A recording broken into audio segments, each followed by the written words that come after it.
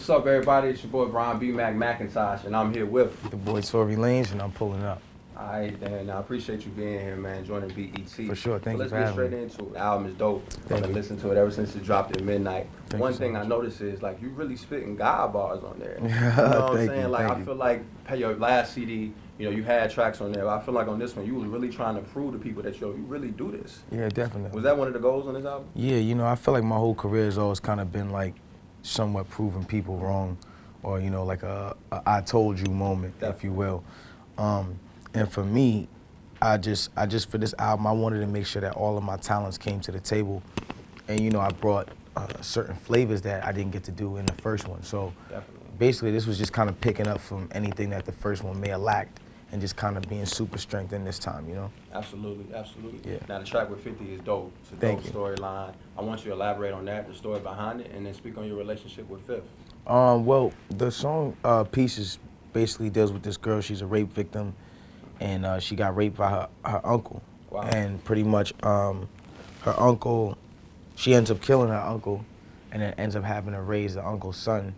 But then the son grows up, and his whole like outlook on life is like, I gotta find out who killed my father. You know what I mean? And what the reason was, you know what I'm saying? So it's a whole like little thing. You gotta listen to the album and listen to the song Pieces for y'all to understand what's going on there. But the way it's intricately told, when I first showed the song to 50, he heard it and he was just like, I think he immediately kind of had like a cinematic kind of mind frame towards looking at like how I did when I wrote it.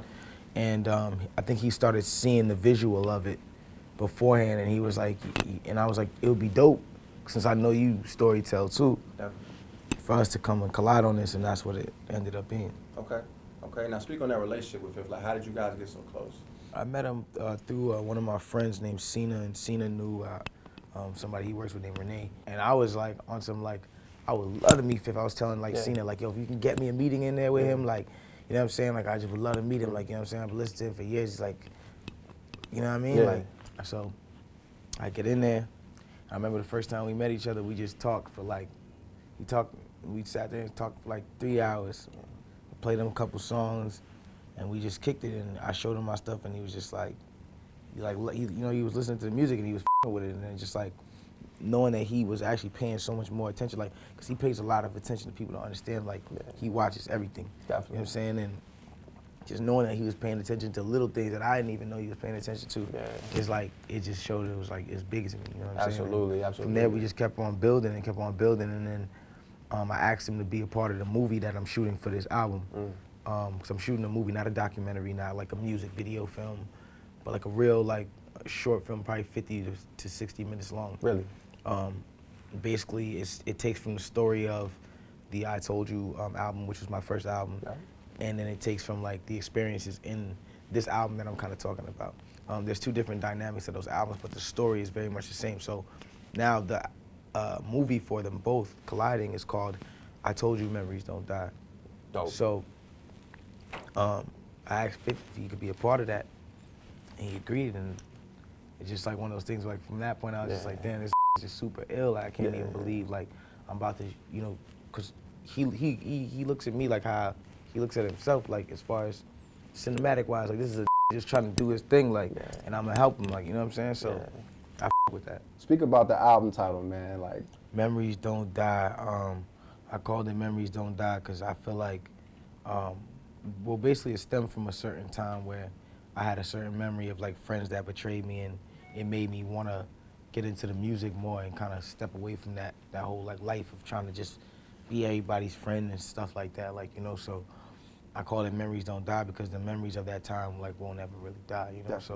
So also just like the memorable things that are about to happen, in the future, and the things that I know that are about to come out, and things that I know will always be super memorable to everybody. Absolutely. These things won't die, you know what I mean? And so at this point in my life, I wanted to create that standpoint in the music and call it Memories Don't Die. Give me your best and worst memory in your music career and your life.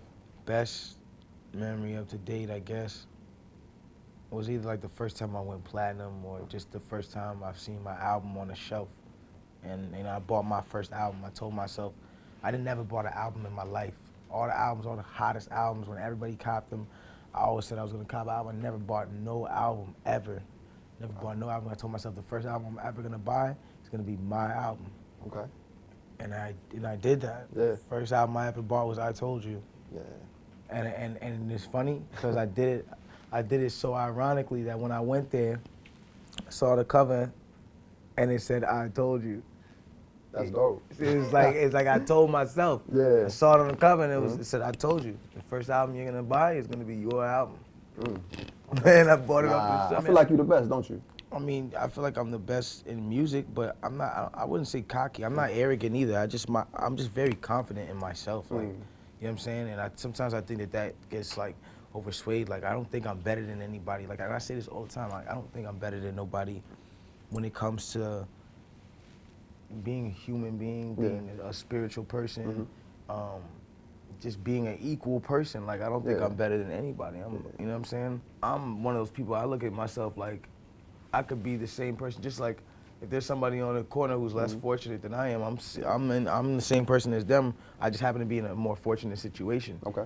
My thing is just like when it comes to music, like my craft that I do my thing in, and like I try to do my greatest and do my best. Like, I'm better than all you, my Right. and I don't care. Okay. Like, and I will always stay true to that because I know that it's like talent for talent. I haven't met nobody that can match up in the room. There might be who could sing better than me, but they can't rap. It might be who could rap better than me. Whatever. But it might be some who could rap better than me, but they can't sing. So it's like, for me, it's like if you can't put your talents to a place where we can match them up and we can compare, and you're beating me on a stat list, I can't see you. And it's hard for me, somebody who pushes myself every day to be better than my last. It's hard for me to push myself to being this guy who like is seeing everybody as competition because I'm already competing with my damn self. I don't have time to compete with you. That's real. You know what I'm saying? That's why people think I'm cocky because like they look at it like, whoa, you can't say that because you don't know who's in the world. You can't say that because you don't know what this guy did and who this guy is. Yeah. You're right. I don't know who that is. But you know why I say that? Because if me and this go in the room, my I'm gonna do whatever it takes, my to make sure that I win. Okay. No matter what it takes, as far as talent wise. Yeah. You dig what I'm saying? If we put the talents, if our talents go on a treadmill, I'm gonna run till I die. I feel that. You understand what I'm saying? Yeah, but that's so how you if should you're not feel willing as an to artist. die with me, then you're not gonna beat me at this race. You know what I'm saying? Okay. And a lot of are not willing to die. Facts. So give me your top 5 rappers right now that you feel like maybe not better than you, but in the same category. Dylon, and Dylon. I love it.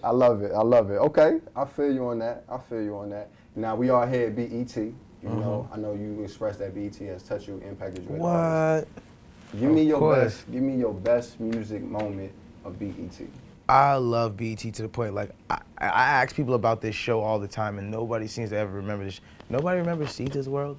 What? Like, the animated girl, like, every time I ask about that, be looking at me like, when the was Sita's World? Yeah. Like, that's how long, like, I was, like, that girl, like, remember, like, I was really small when that came out, and so, like, for me to watch TV, I wasn't able to watch 106 at this time. Like, I was watching, my sisters and brothers would watch it, but I wouldn't be like tuned into TV, but they had Sita's World. And it was a different way of like me looking at it. It was like some digital chick and she looked like a cartoon. You know what I'm saying? But she was just showing you what the next video was, talking you know what I'm saying? Being cool, being fly, like, you know what I'm saying? And that for me always was like a memory for me that like, you know, that doesn't die. Like that is like one of the moments I think that like I kind of was first introduced to BT. Like, and then after that, you know, of course I got older.